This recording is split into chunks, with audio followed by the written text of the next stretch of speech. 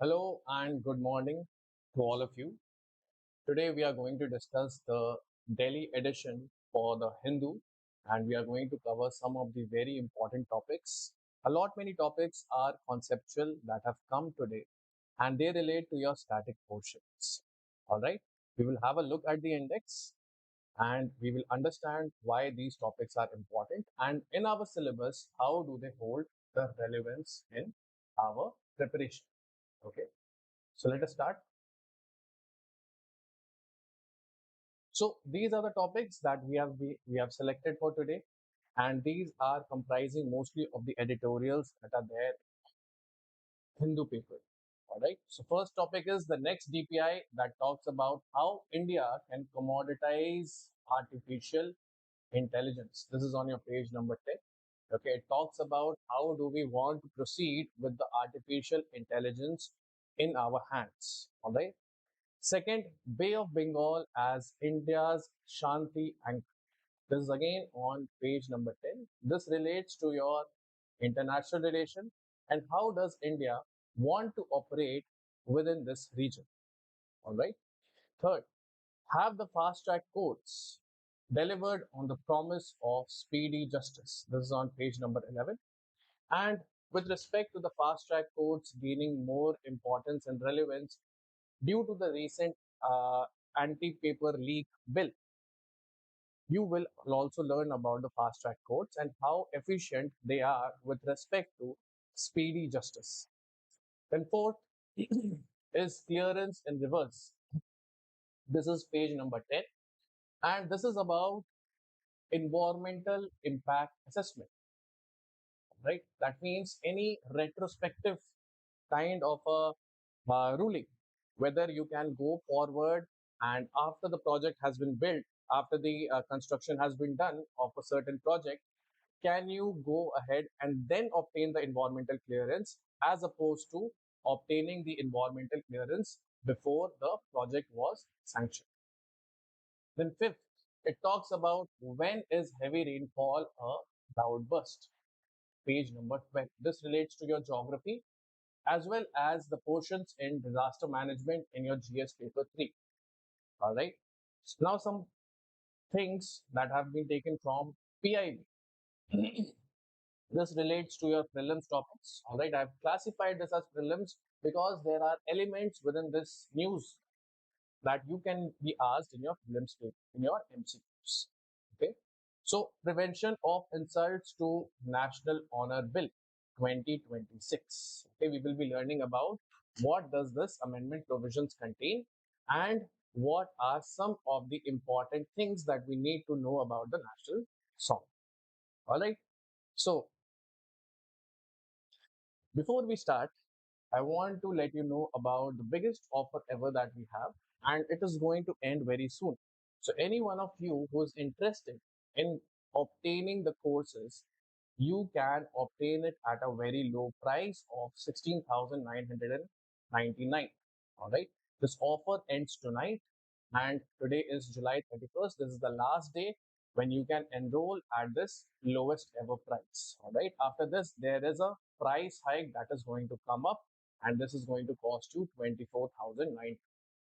If you are interested in such kind of courses, then please subscribe using this code. This is IAS English. All right. If you subscribe using this code, you will be displayed a certain amount. If you apply this code, you will be getting a huge discount also. All right. Now, coming to the first article of the day. This is on page number 10. And we can classify when we are talking about artificial intelligence and how do we need to go about utilizing this artificial intelligence. It can be classified in GS2. I can classify it in social justice also because just like you talk about rural urban divide, you talk about digital divide, you can also talk about artificial intelligence, which can create a difference between haves and have nots, right? Then GS3 is also about the government's role in building the necessary infrastructure so that proper channels are made. So this accessibility to artificial intelligence can be ensured. All right. This is the reason that we can classify it into both the papers of the syllabus. All right, let us try to understand what this article talks about. So, first of all, this article basically builds upon this point that India has had a good past when it comes to identity, payments, and data. So some of the digital infrastructure, okay, some of the key digital infrastructure that we have created, that is ascertaining the identity of a person. Then through payments, we have unified payments interface, and then we have so much of connections, so many people who are utilizing almost dirt cheap data. That is, data prices are absolutely low. All right, and we have had a past of being able to onboard a number of people who are utilizing these services. It goes on to ask the question and suggest whether artificial intelligence, whether we can do the same with respect to artificial intelligence, especially the accessibility part. Okay, whether we can increase the amount of accessibility to artificial intelligence, learning from the unified payments interface, learning from data prices that have fallen, okay, learning from the identity verification that has been done through the process of Aadhaar. All right, so it goes on to say that between September 2016 and 2019, the cost of a gigabyte has fallen down from about $4 to under 30 cents. Now, this is a big drop in just 3 years. Okay. And it was among the cheapest. What did this kind of a data price drop led to? The price drop in data has led to more people coming online.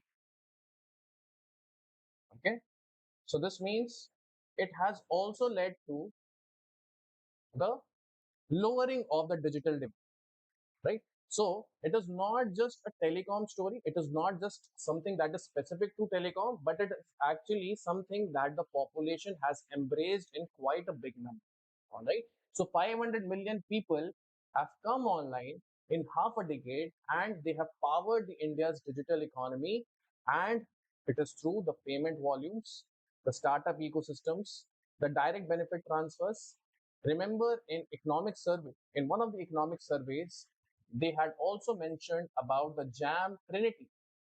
Okay, this was Jandhan Aadhaar Yojana, Jandhan, sorry, Jandhan Pradhan Mantri Jandhan Yojana, and then Aadhaar and mobile.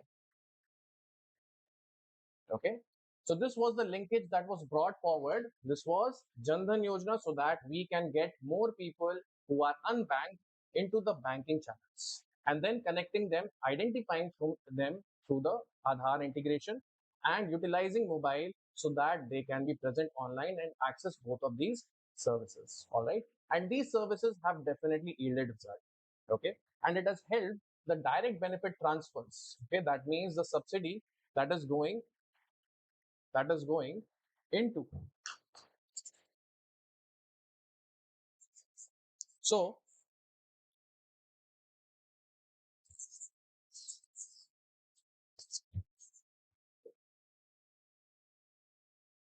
just a second. Is the voice clear to all of you?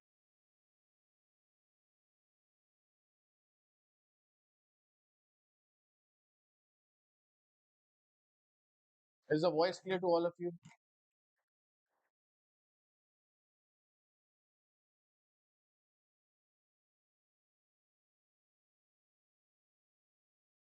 Okay, just a second.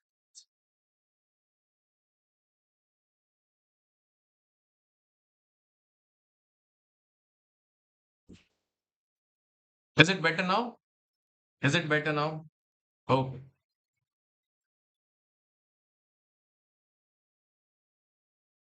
okay. So we were talking about Jam Trinity. Okay, we were talking about Jam Trinity, and we were saying that because of that, a number of people a number of people have been moving towards the digital platforms. It has led to online integration of a large population, a significant population. All right. So UPI has made the digital payments effectively free and it processes about 20 billion transactions a month at near zero cost. All right. That is, we have made the data free almost. It is not because of the government subsidizing it. Rather, they have provided an adequate platform so that there is competition between the private players. Okay. The private players have absorbed the fixed cost of a nationwide 4G network. All right. So the question is about that whether we can create such kind of a platform whether we can provide such kind of a channel in which the private sector would compete and provide for certain less number of amount for the accessibility of artificial intelligence. All right. So let us see this. The kind of race that the world is running, and that is the capital race to bottom, which we would lose to hyperscalers. Okay. We talk about two things. One is inference, and the second is training. Okay. So the author of the article, who happens to be an IS officer, he says that if we try to build our own AI models, okay, if we try to build our own AI models, it may be prohibitively costly and it may also result in certain kind of a divide. Okay. But when we talk about training, when we talk about training, that means how do we train the language models? That means how do we train the artificial intelligence with our data points so that it can perform certain things by making it into an application. All right. So our target is inference and not training. Okay. That means relentlessly driving down the cost of using a model. So what did we do? What did we do with respect to the telecom industry? With respect to telecom industry, we released the spectrum, we created a demand shock and let the private sectors compete so that the data prices become lower. All right. People came online not because data was gifted, okay, not because data was something that was very much significant thing to have, but because its cost fell below the threshold of. All right. And this kind of a model, the author suggests that this kind of a model can also apply to our fourth foundational utility, and that is the intelligence itself. Okay, because artificial intelligence is no longer a luxury software product.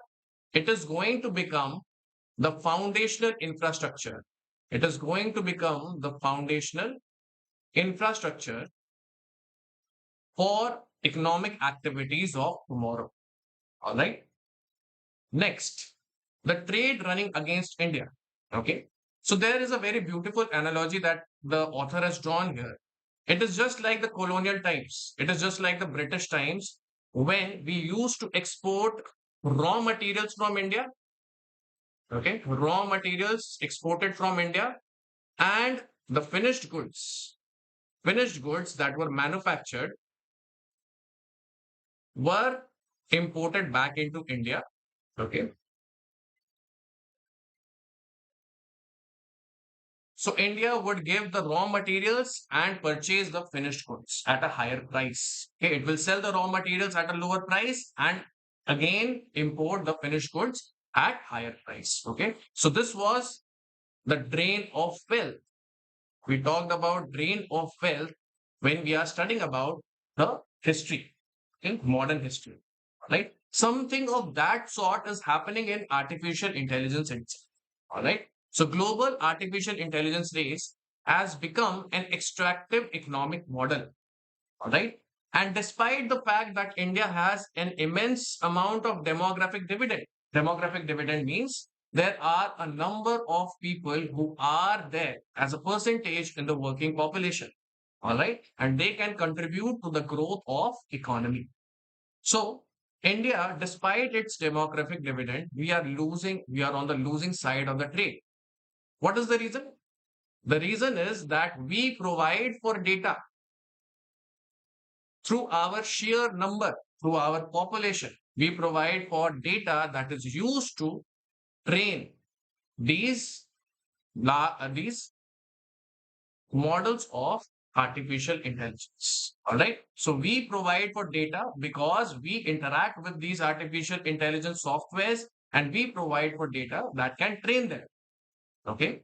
And then we buy this platform at a higher price. All right. So raw material here is your data, raw material. Okay.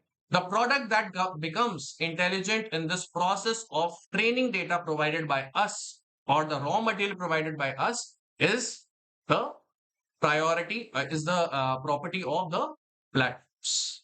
All right. Now, these platforms will give you access, that is a finished good, at a higher price. At a higher price. All right. So, that is what is written here, that India supplies an outsized share of world's raw intelligence. By raw intelligence, we mean that data is being provided. Also, our engineers, we build the frontier models of Silicon Valley. All right. It's digitized public life, whether it is languages, documents, transactions, behaviors, all of this becomes a training, right? And our universities and diaspora meaning the people who are of Indian origin and they are living abroad. They furnish a disproportionate slice of research talent. And yet we find that the Indian startups which are engaging in setting up new businesses, okay, which are aiming to become unicorns of tomorrow, they must rent that intelligence back as dollar priced API tokens. What are API? API means application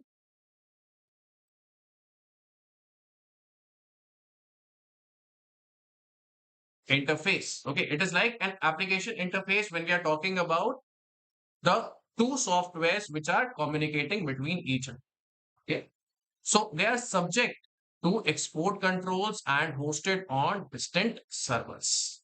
All right. So basically, it is India that exports. What does India export here? Talent, data, usage, training data. Okay. And what it imports? It imports the finished intelligence in the form of the API tokens. All right. So, second problem here is that the cheap compute is useless without models to run on it. Okay. That means even if we are trying to produce cheap compute, okay, currently the most capable foundation models are closed source and owned by Western tech giants. Okay. So we understand that whatever platforms that we are using, okay, even if you're giving the startups, even if you're giving the businesses greater ability to process information at a faster rate, but still the AI platform is being owned by whom? It is being owned by the Western tech giants itself. Okay. They have the switch. Okay. They have the switch. It is up to their discretion whether they want to turn it on or turn it off. All right. So even if you say that I am going to provide you with cheap processing power, cheap rate for processing power, for good amount of processing power, but the Western tech giants would be the ones that would be hosting the platforms. Okay. And therefore, the startups in India will always remain economically subservient to it. All right. So what do we want? We want that going forward, our dealing with artificial intelligence must be in an equation where we supply the foundational AI models as a form of public good. Okay. Again, this aligns with the principle that we do not want any kind of divide to emerge out of it. All right. So it must be a public good. Next, the government must leverage its most valuable asset. The government must leverage its most valuable asset, and that is linguistic and demographic data. All right. So we talked about the raw materials that we are exporting. Okay. So one was data. And what kind of data? You could have linguistic data. And the other thing is demographic. Okay. We also do not want to we also do not want to jeopardize the privacy of any individual, and that is why we go for aggregated anonymized public. That means it is not something that you can decipher on an individual basis, but something that can be quoted as a statistics. All right. And we can sell them. That means we can make them available exclusively to researchers who build open source models. Right. So we say that now this is going to become a public good, and for those researchers who are going to create open source models, you can use this anonymized public. And any AI model developed using state subsidized compute or public data sets must be released under an open weights license. All right. That means you cannot place a cost. You cannot place a cost on the public data sets or the compute that has been subsidized, that has been paid for partially or fully by the state, by the government. Okay. This is how you make it into a public good. Okay. The leverage here is that you have enormous amount of data. Okay. And you also understand that this data must be made into a public. Okay. Now, by flooding the market with highly capable open source index LLMs, large language models, India commoditizes the intelligence layer. The economic value shifts from model creators to application builders. All right. So the notion is that when you have these raw materials, you should also give it to the people who are going to create open source models. And these data, whatever things are being utilized in the form of this data to build a platform, you must not be placing a cost on it. Okay? Once this happens, our economic value will shift from model creators to people who will utilize these models to build applications. Okay, this is to build applications. And this is where the author argues this is where your strength lies. Strength for India. Okay. Now, the third thing is about distribution. Third thing he talks about is distribution. How to make a distribution that is unified intelligence interface on the lines of UPI. Okay. So what problem did UPI solve? It was unified payments interface. All right. So what was the problem? That bank one and bank two could communicate with each other, and you could have a transaction that is interoperable. Okay, that means you could operate from one bank account to the other bank account by going forward in a transaction utilizing this. All right. So similarly, the unified intelligence interface is a suggestion that is given by the author that let us have between two softwares. Okay. Let us have communication between two softwares. All right. Or even within one artificial intelligence model, there are multiple models within it, model 1, model 2, model 3. You should be able to switch seamlessly between them, and you should also be able to switch seamlessly between the softwares. All right. So that is why he's talking about UPI for AI.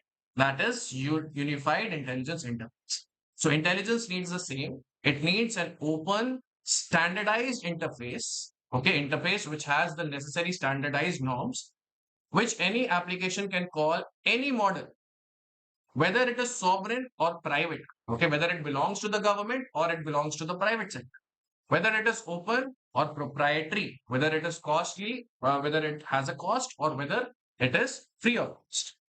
It must have the shared standards of identity, consent, billing, and safety.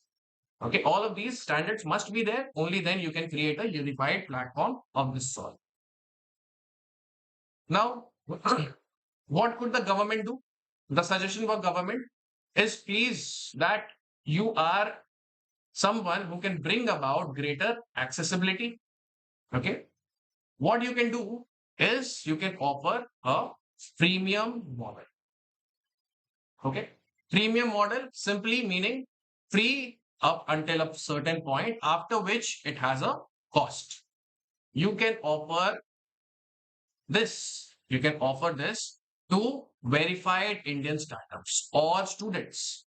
Okay, you can utilize your Aadhaar linked digital identity, and these people, whether it is startups or the students, they will get free API tokens that will be subsidized by the state. Okay, or partially the cost will be borne by the state. And once they are able to make enough profits, if they are able to make profits, then there would be a cost that can be taken from them. All right. This cost can be used to supply this free layer to the Indian startups or the students. All right. Another thing could be that a certain allocation in the budget can also be made. Okay.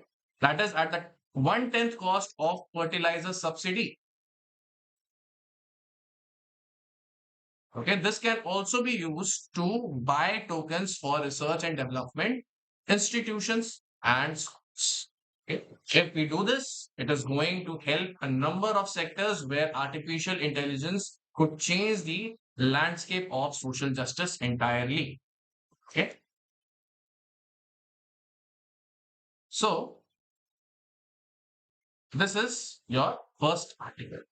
All right, so we are talking about quickly, we are talking about how artificial intelligence can be commoditized. Okay, all the suggestions have been given. We are building upon that. We have already done something like this in the past. We have the experience of Jam Trinity. We have identity, Aadhaar. We have payments, unified payment interface, and we have cheap data also available with us. We have integration of so many people online. So, can we provide such kind of accessibility at the level of artificial intelligence? All right. So, this article mentions it as such. Now we move on to the next part. This is page 10, GS2, Bay of Bengal as India's Shanti anchor. All right. So this is talking about Bay of Bengal, first of all, as a regional initiative that can be taken in by India. All right. Bay of Bengal is an area which is continuously, you will find, because of certain disasters, there it will always be in news. And a number of states, which are number of countries, nations which are bordering this Bay of Bengal, also face similar problems. All right. So the authors here will say that let us coordinate and let us create a platform which is going to be worthy of trust and integrity between the participating nations. All right. So they say we must not go for multiplicity of institutions. Rather, we could just go for a hub and spoke model, and where Shanti could be the hub and the spokes could be all the initiatives that are there in the Indian Ocean as well as Bay of Bengal as well as the connecting water bodies. All right, so let us understand this. So first of all, Bay of Bengal. The premise is set that it is one of the world's most disaster prone regions. Okay, you hear about a number of cyclones, all right? And since it is disaster prone, it should have some mechanisms, okay, some mechanisms to overcome or provide for disaster relief, must have some preparedness levels, okay, as per the principles of disaster management. However, even if it is disaster prone, what we find is that there is lack of any kind of coordinated mechanism when they want to respond to natural disasters. Okay. Apart from that, you will find a number of non-traditional threats like climate-induced disasters, okay, illegal fishing, then cyber vulnerabilities and supply chain disruptions. All of this require regional cooperation. All right. It requires that all the nations who are participating nations and who are affected by Bay of Bengal They must participate, they must cooperate, and they must build a platform that is worthy of trust and they are able to coordinate. Okay. Trust should be something that should be guiding this plan. So it requires regional cooperation beyond bilateral aid and maritime. All right. So this is the premise of the case. Let us understand what is Shanti that the article is pointing at. So on July 13, External Affairs Minister has said, introduced Shanti, that is securing holistic advancement through norms, trust, and integrity. Okay, this is something that you can use in your essay as well as your ethics answers also. All right. Securing holistic advancement through norms, trust, and integrity. And it was built on two things. One was security and growth for all. You would have heard about Sagar, right? So Sagar was a platform which the full form was security and growth for all in the region. And the second thing was mutual and holistic advancement for security and growth across region. This was Mahasagar. Okay. So it was Shanti was built upon this. All right. So let us say if Shanti was here like a hub, the spokes would have been Sagar and Mahasagar. So what did Shanti provide for? It provided for certain norms, standards to be followed. Okay, standards to be followed where? In the shared maritime spaces. Okay, the space that is being shared by all the participating nations. That is Bay of Bengal. Okay, so it was served as an ideal region to operationalize before expanding it to the wider Indo-Pacific. Right? So ultimately, the goal is that we must coordinate first, okay, in a smaller area, and then we can expand it to Indo-Pacific also. Okay. So Shanti provided for such kind of a standard framework for us to operate and coordinate on. Now, when we talk about the Bay of Bengal's centrality, Bay of Bengal centrality. So first, in recent years, Bay of Bengal has moved from the margins to the center of India's strategic thinking. All right. You might have seen the inclination of India to go towards BIMSTEC also, right? So, for example, we had SARC as well as BIMSTEC.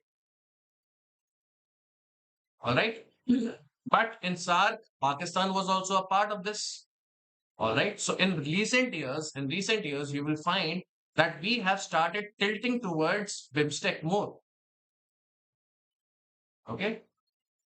And what is BIMSTEC? It is about the countries or the participating nations, especially related to Bay of Bengal. All right. Apart from that, the nations that are surrounding Bay of Bengal, you will find that it is going to be a part of our strategic thinking, but it is also something that we historically connect. Okay, there is connectivity. Connectivity. Okay, when we talk about connectivity, not just connectivity through land, water, but also connectivity of people. Okay, a lot many people will have their families across, or the cultures will be shared across the borders. So this kind of a connectivity is also something that we treasure.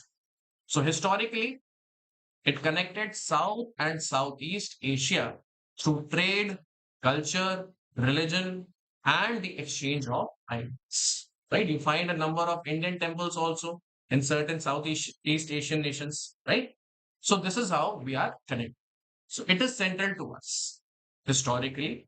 And today, when we talk about the policies that is at the international level that India tries to pursue, even in those, we find that Bay of Bengal will be central to India's policies. All right. For example, you have India's Act East policy. Act East policy. And that is with your ASEAN. ASEAN is Association of Southeast Asian Nations. Right. Now, it provides Bay of Bengal. If you see in this map, this Bay of Bengal provides us access to the strategically vital Malacca Strait. What is Malacca Strait? This part is Malacca Strait. Okay, this is between these two lands. Okay, it is also considered as an important international global choke point. Okay, because a number of ships will transport important products.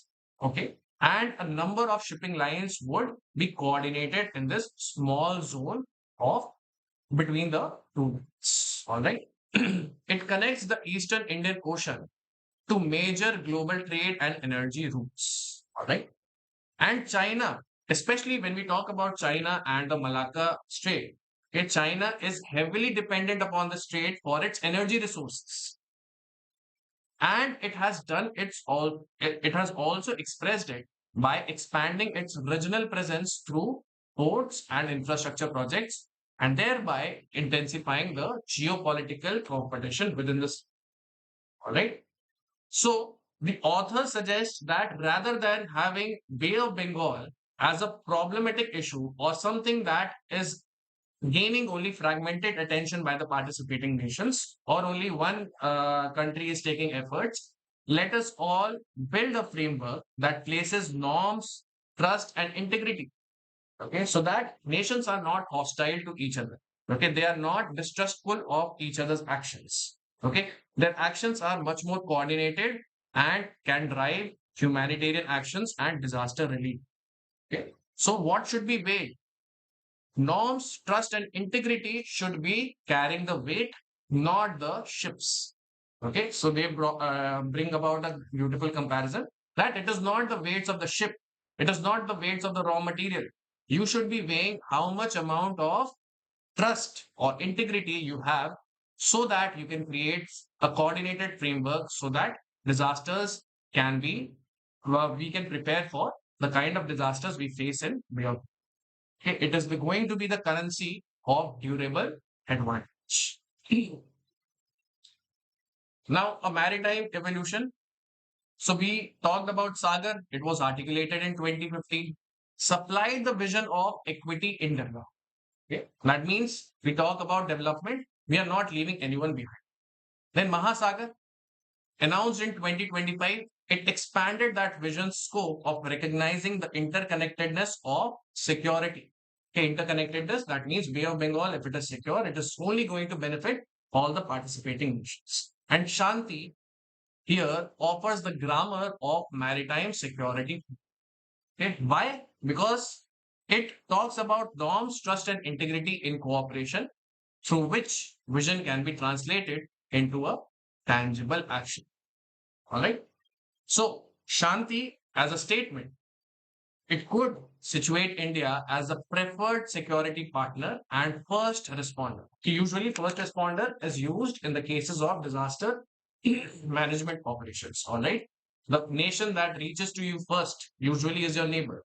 Okay. And India being also a dominant part of this area, of this region, you would find that India has the capacity to reach its neighbors at much faster speed as compared to the others. Right? So India has the capacity to become the first responder and the preferred security partner in case any kind of accidents or disaster occurs. Okay. And also, we must understand that Bay of Bengal is a single interconnected system. That means whether it is cyclones, fish stocks, shipping lines of control, pollution control across the national boundaries, all of this are the issues of the nations surrounding Bay of Bengal. Okay. And therefore, it also points towards the coordinated actions that the nations need to take. All right. So this is about Bay of Bengal. Next, we talk about this is about fast track courts. This is in your paper 2, GS2, and it relates to constitution and social justice. The reason I have also written social justice is because it can also be related to education.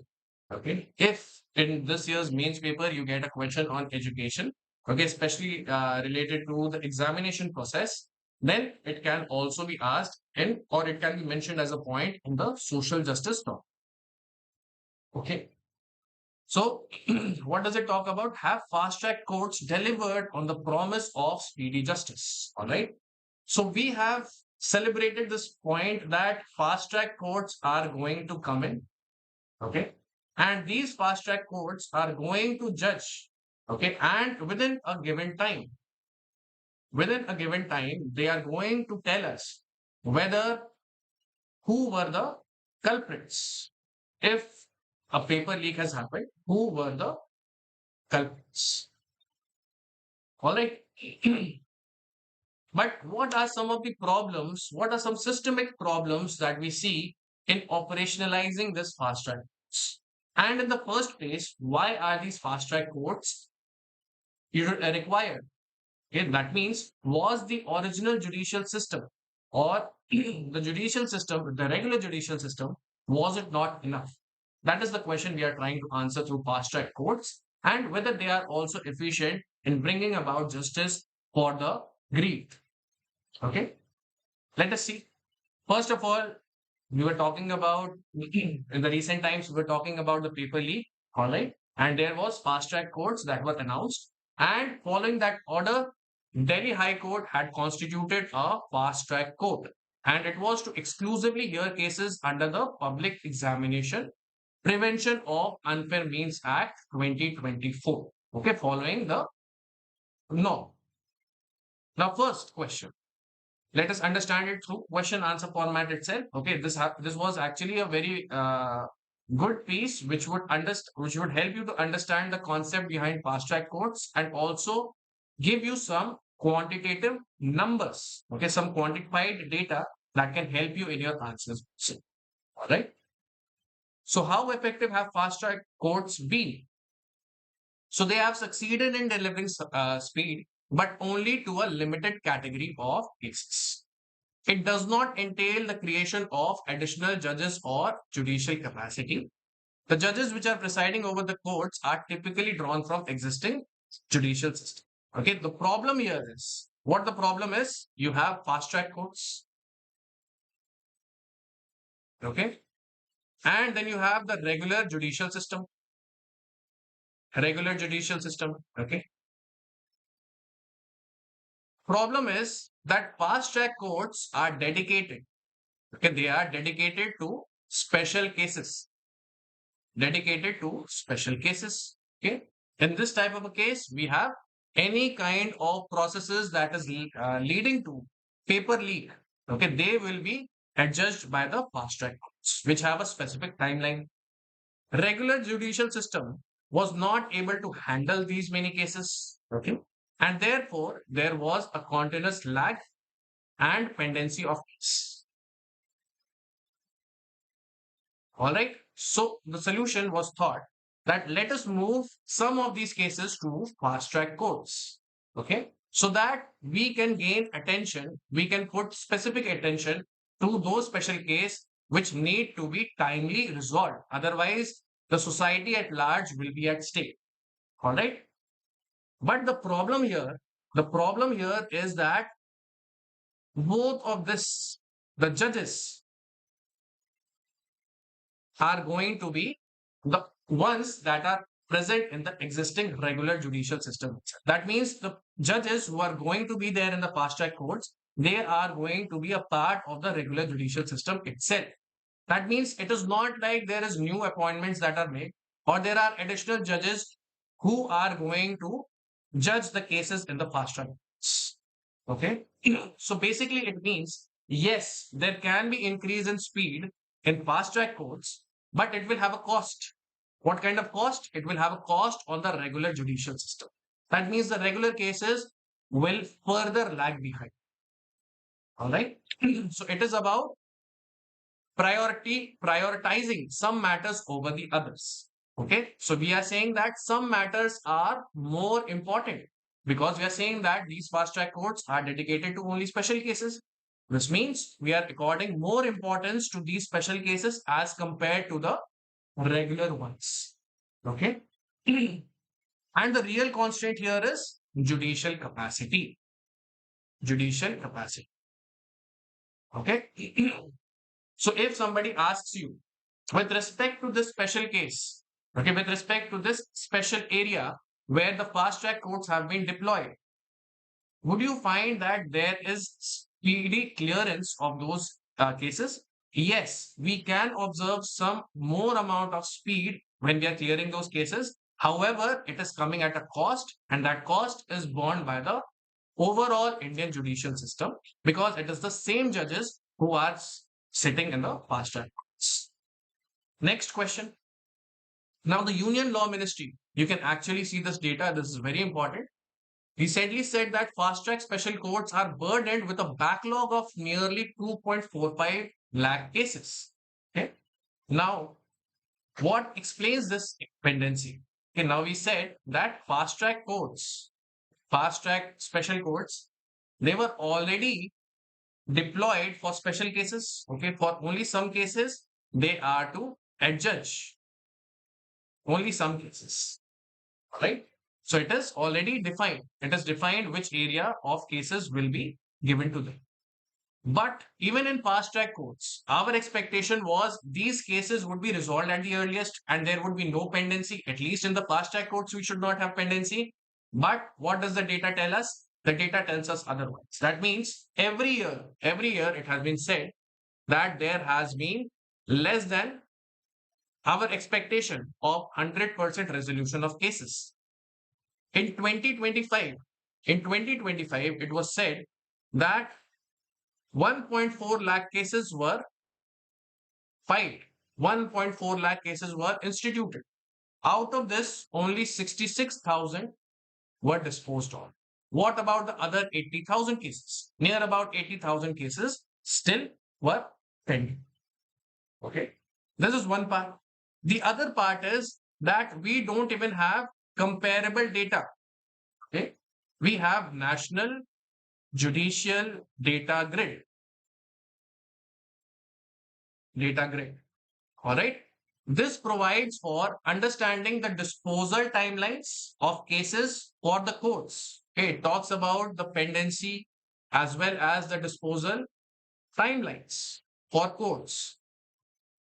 Okay, but not about fast tracks. Not about fast tracks.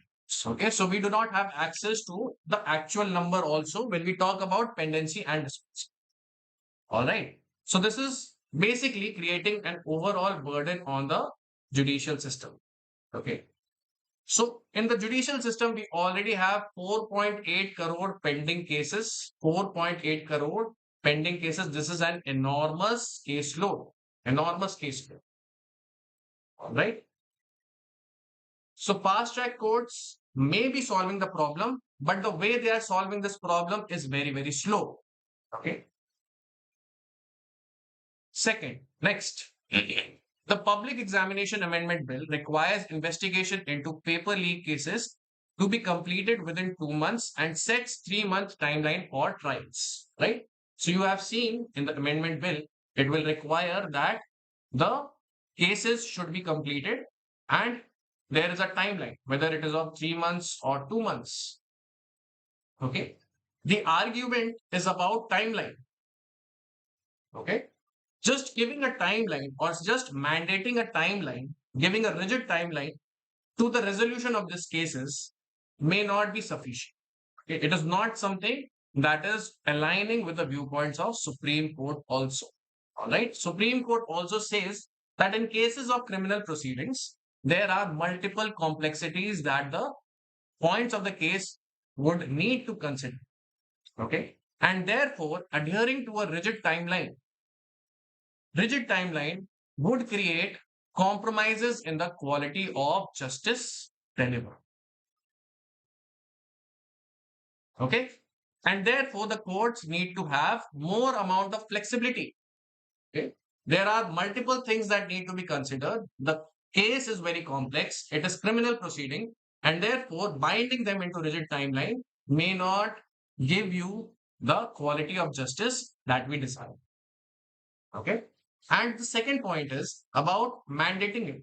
Okay. One thing is that you say it is recommended that you dispose of the case in 2 or 3 months, but it is another case when you mandate. Okay. So they are worried. It is a concern that the quality of justice may also be affected if it is made mandatory. Now, there is another argument which talks about the Supreme Court has cautioned that arbitrarily designating cases for fast track courts may violate the right to equality under Article 14. All right. So, we have seen in the fast track courts versus the regular judicial system. All right. Usually, the cases that will find their way from the regular judicial system into the fast track courts, it will be based upon the public opinion. Okay, usually you will find that when the public is enraged, when the people want to protest against a certain case, okay, so the government may classify all of these cases and institute fast track courts for them. All right, but Supreme Court would say that you are identifying certain cases. How are these cases much at a higher priority as compared to the regular judicial cases, right? And if you do not have a reasonable classification, if you are not able to differentiate between them intelligibly, that means objectively, then it is against your Article 14 also. Okay, that means the people who are filing these cases, why should case of one person be there in the fast track court and for the other person should be through the regular judicial system? That means how much is the speed of you getting relief from the courts of law? Your Article 14 is going to get it. All right. Next point, what kind of institutional reforms they have suggested? The fast track court is only an effective as investigation. Okay, we find that in criminal proceedings, a lot of investigations will take up a huge amount of time. Apart from that, you can also write the point of increasing the judicial capacity because without that, the pendency or the lag in which the cases are resolved is going to be all right. Now, moving to the next part, this is clearing in reverse GS3. Let us see. Now, you might have read in news about the environmental impact assessment and recently what has happened. I'll just give you a brief summary so that you have a clear understanding of what has happened. All right. So there is a project you already know through your study in environment, you would know that it will require environment impact assessment. So when the project is proposed, it undergoes environmental impact assessment. That means we try to ascertain that though this project is utilized, it is needed for the development of the country or development of the region. However, what is the harm to environment that it creates? All right. So there is a step-by-step process under your environmental impact assessment. This is EIA or environmental impact assessment. So what is the harm to environment? If it exceeds that harm, okay, this project may not receive what is known as environment clearance. Okay. So this is the utility of environmental impact assessment. Okay. Through environmental impact assessment, it has been observed that many projects where this assessment has been done, you'll find that the harm done to the environment is minimized. Okay. And that is what we try to pursue in sustainable development also. We try to balance the needs of economic viability as well as environmental conservation. All right. Now, this is your static part of understanding. But what has happened? So there was a project, let us say project A. Now, project A, it was already built. Okay. It is already built. Okay. And then environment clearance was rejected. Was rejected. Or even, it was accepted. Okay. Notice here, it was done after the project was already built. That means the project existed and after that environment clearance, was done. So this is called retrospective. In retrospective manner, this environment clearance was given. That means to a backward date, this environment clearance was given. All right. Is this the right utilization of EIA? That is the question. Okay. So India's EIA regime, it rests on a single sequencing rule. That sequencing rule is that the project must be appraised. Appraised means it must be receiving the environmental clearance before and not after the building is operational.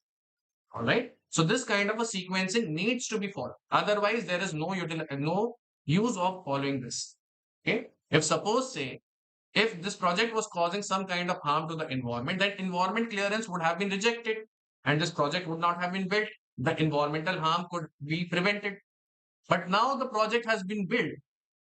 Later on, they realize that it is violating certain norms and environmental harm is huge. Now, environment clearance may be rejected and now they will be asked to pay a fine. All right. So, Supreme Court of India in July 29 order, yesterday's order, from a bench led by the CJI, Suryakant, they quashed the 2021 office memorandum while leaving the door open for the center to legalize violations through a statutory notification. Okay. So this let us understand this further. So this has something that has happened.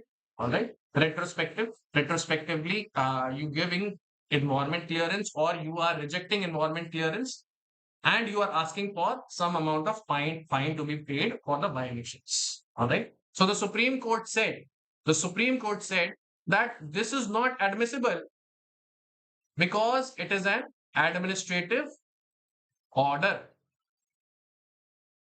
It cannot be accepted. Supreme Court says it cannot be accepted because it is an administrative order. Okay. It can only be, it does not go further and say that it can be effected through statutory notification. But this kind of a notification, this kind of an order tells us that the court is distinguishing between an administrative order and a notification. It has categorically stated that administrative order cannot go for the violation of the statutory norms under the environmental impact assessment. Okay. So next, when the state environment impact authorities, expert committees, and pollution boards routinely discover violations only after the infrastructure has been made, the post facto clearance stop being an exception and becomes the design. All right. So the article basically it points to a very subtle thing. It says that Supreme Court has barred only the administrative order, while it has not barred. Okay, this is barred. That means you cannot utilize this route for giving post facto clearance, but it has let the statutory notification through legislations. Is it possible? Yes, it may be possible because the Supreme Court has not gone forward and rejected this statutory notification. Okay, if the statutory notification is also inadmissible, then it would be proper in the way we want the environmental clearance to function. All right. And if tomorrow the government wants to bring about a statutory notification, the Supreme Court may not interfere. But this would still be a violation of due process. That means only after the building or the infrastructure is constructed, you are going for environmental clearance. All right. And businesses or the infrastructure builders, they will just say that let me build first, and then whatever the cost or whatever the cost of violation is, whatever ecological harm cost is, if I am caught, okay, if I am caught, then I will pay the ecological cost. All right. So, but let me not obtain the environmental clearance first. Why? Because my project is likely to be rejected because it causes a huge amount of environmental harm. So they escape it by building it first and then trying to obtain the environmental clearance. Later on, they will quote that so much of economic cost has been borne and therefore we are ready to pay the ecological cost. Right? So this is something that is unacceptable when we talk about environment. Okay, because environmental science, it exists as a discipline precisely. It insists on interconnectedness. Okay, there is no amnesty to it. Okay, there is no forgiving for such kind of harm done to the environment. Even if we say that the infrastructure that is being built is useful for public, okay, but it is still going to cause harm to the environment and it is going to deteriorate the environmental health overall. Okay. So now the transactional knowledge logic is something that is unacceptable. Okay, monetary penalties, just asking them to pay monetary penalties is not going to eradicate the environmental harm. Rather, we are treating environmental harm as a debt that can be settled after the fact.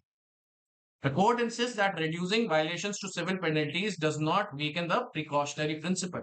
Okay, what is precautionary principle? Precautionary principle means that you do everything in your knowledge to have precautions so that you do not cause any kind of environmental harm. Okay? So the Supreme Court has said that though we are letting the project builders escape by paying an environmental harm cost, however, this does not weaken the precautionary principle. That means every effort was taken to avert any kind of environmental harm. Okay. But this principle that is meant to prevent irreversible harm cannot be honored by pricing the harm and collecting the check.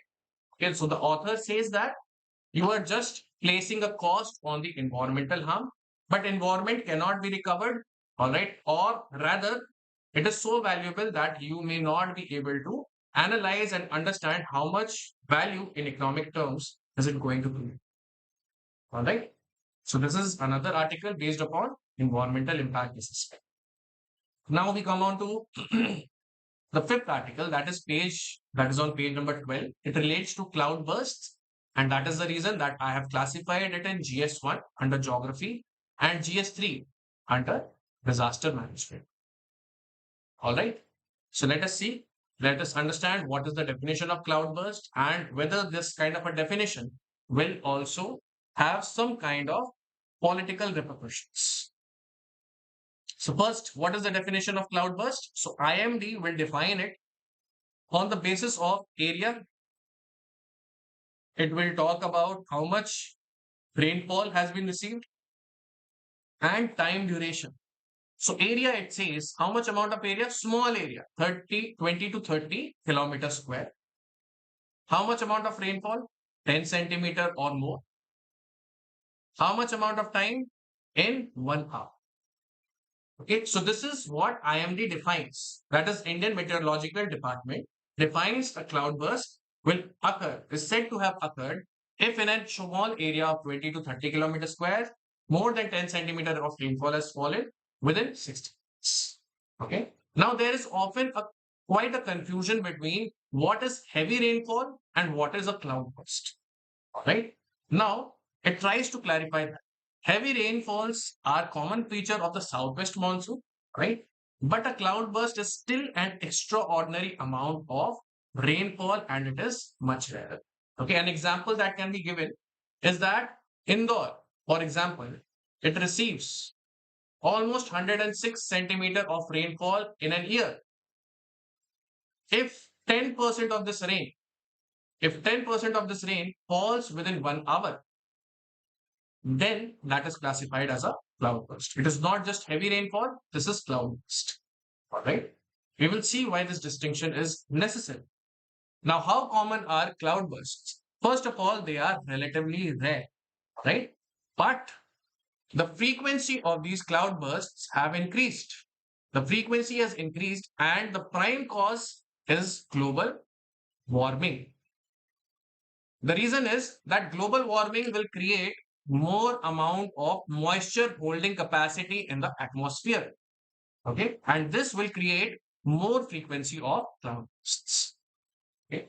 If we look at the data that has been given to us by the Union Earth Sciences Minister, Mr. Harshvardhan, he has said that between 1970 and 2016, IMD had recorded only 30 such incidents. However, counting them is also not an easy task.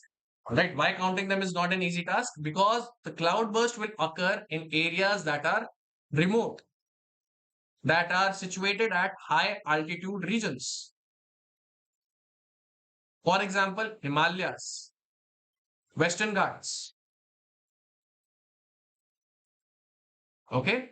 Here you will find that the monitoring stations are located at a huge distance. And you will also understand this that when we talk about the stations, weather stations, they are not able to detect a cloud burst even if it is occurring at, suppose, say, some more amount of distance.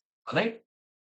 So, even if it is a few kilometers away from the monitoring station, the cloudburst may not be recorded as such. So this 30 such incidents, it might be a number that has been underrated. Okay, there might be more instances because of these reasons of difficulty in counting the number of clouds. Which are the states which are affected by it? Uttarakhand, Himachal Pradesh, Jammu and Kashmir. Okay, so these have reported more incidents with respect to frequency of cloudbursts. Now let's move ahead. How does a cloudburst form? So it is mainly by convection. We talk about rainfall. Okay, this rainfall formation or cloudburst formation, it is convectional or also it is orographic. Orographic. Okay, particularly when we talk about the Himalayas or convectional or orographic lifting. Okay, what happens is the moisture, the moist air will rise into the atmosphere. Okay. When we talk about, suppose, say, mountain like this, then you will find that the air will glide along the slope. Okay. And once it reaches the top, it will be colder. Okay. It will cool down and it will condense. Okay. And once it condenses, you will find that huge water droplets, okay, they will start condensing on some cloud condensation nuclei. Some particle will be there on which the condensation will start taking place. Once you have enough amount of weight of the water droplet, it will start falling down. All right. So here it is written, air rises, it cools and condenses into towering cumulonimbus clouds, which can be up to 15-kilometer tall. Now, these water droplets begin to form inside the clouds. And if you have more amount of warm currents, warm air currents, then it will remain suspended in the air for a longer time till the point it has huge water droplets. All right. So this weight of water droplet, when it falls down in these much quantities, in large quantities, that will be a cloudburst. Okay. Now, can the label obscure accountability? That means if suppose we are talking about the public institutions who are responsible for managing the disasters in certain regions, all right? If they classify a rainfall, if there has been an incident of rainfall, they say heavy rainfall or they can say cloudburst. It is important to define what is cloudburst because oftentimes you will find that the government officials or authorities who are required to recognize whether it is a heavy rainfall or a cloudburst, they might recognize it as a cloudburst to evade any kind of responsibility or error on their parts. Okay? Because they do not want to be exposed to the gaps in the management of the region, they might classify it as a cloudburst. All right. So the blame can be written off, which is harder to do when the real cause is heavy rain combined with poor drainage. Okay, if the cause of this was heavy rainfall and poor drainage, they will still classify it as cloudburst. And that is why this labeling is important. And this is something that happened in 2025 also during the Dharali floods in Uttarakhand. Okay, initial reports, they blamed it on the cloudburst. But the meteorological data that was later observed, it was observed to be a heavy rainfall rather than a cloud burst. All right. And therefore, the further investigations led to an understanding that this heavy rainfall plus the poor drainage system was exacerbated by the illegal construction on riverbeds, deforestation that had led soil to vulnerable to. Okay. So that is the reason that this kind of a labeling becomes important. All right. Are cloud burst hard to forecast? Yes, it is difficult to forecast because when we talk about the atmosphere, we observe it only in grid patterns like this. Okay. While cloud burst, when we are analyzing the atmosphere, we are the tools that we are utilizing, it is in these kind of cell patterns. All right. But these cells, as per the cloud bursts are very tiny. Okay, because they are situated for very small areas, 20 to 30 kilometers square.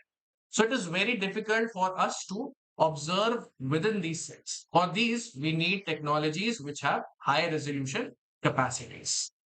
All right.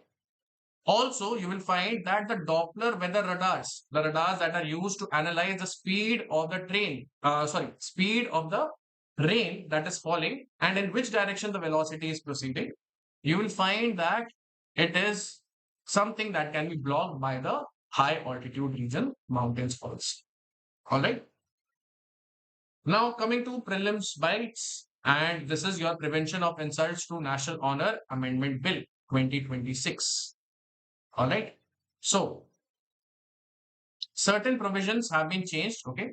There has been Prevention of Insults to National Honor Bill, and this is an amendment to the 1971 Act. The act was Prevention of Insults to National Honor Act. All right.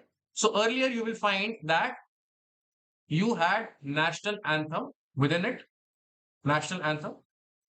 Okay. Now with this amendment, you will find that the national song that is Vande Mataram, it has also been included. All right. And so this becomes important for us. It is also important because it can be asked in your prelims. All right. So why was this amendment proposed? It was because it was a criminal offense. The proposal was made because it was a criminal offense that if you are disturbing someone who is singing the national song, okay, if you are preventing someone who is singing this national song, or you are causing disturbance, if you are causing disturbance in an assembly that is engaged in such singing, okay, one is preventing singing or you cause disturbance. Now, this was something that was already there with the national anthem, but it is just that we have included Vande Mataram also with it. All right. So this is the comparison between the Prevention of Insults to National Honor Act 1971, the original act, and the Amendment Bill 2026. So first, there was special legal protection solely for Janaganaman, that is national anthem. Now, the scope of Section 3 has been expanded to the national song also, that is Vande Mataram.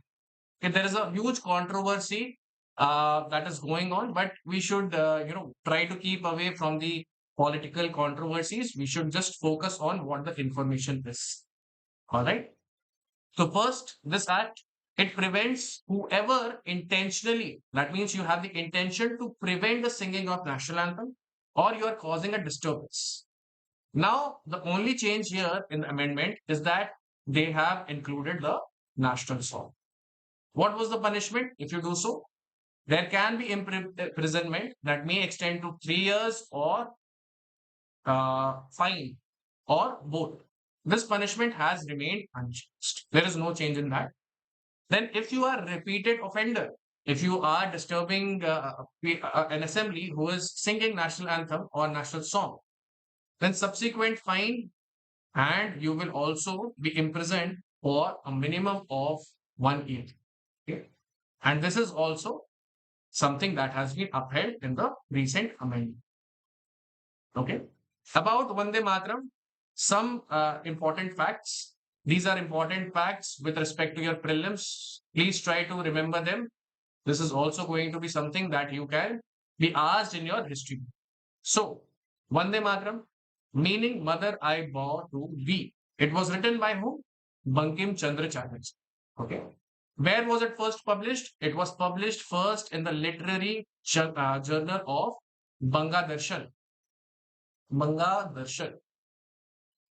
on 7th November 1875. And it was later included in the novel Anand Mat in 1882. Novel Anand Mat. Okay, this has been asked as an MCQ. Rabindranath Tagore set it to music first and first sang it in the 1896 session of INC in Calcutta. This is also an important fact. All right. And it became a powerful symbol of resistance. It was first used as a political slogan on 7th August 1905 during the Swadeshi. All right. So whenever it is given to you that first time a thing has happened, especially relating to national song, which has been in news, it becomes important for our prelims as well. All right. So with this, we come to an end to the today's current affairs. Hope it was helpful. Thank you so much.